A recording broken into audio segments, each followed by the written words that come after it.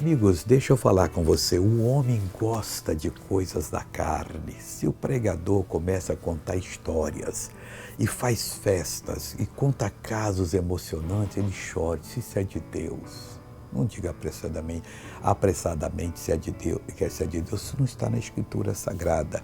E se o pregador depois é um que mete chicote, é verdade, nós temos que sofrer para entrar no reino do céu. Nada disso é verdade. Os judeus pensavam que Jesus estava fazendo assim muito facilmente a obra de Deus, curando os perdidos. Mas como é que pode isso? Porque Jesus queria ganhá-los pelo amor. Se Jesus falasse de maneira diferente, aí seria diferente as coisas.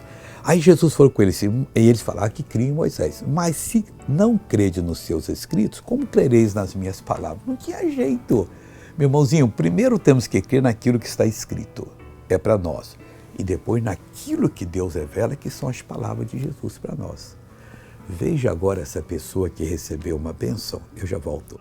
Dor nos meus joelhos, devido ao meu trabalho, fico de pé o dia inteiro, mas agora me sinto melhor.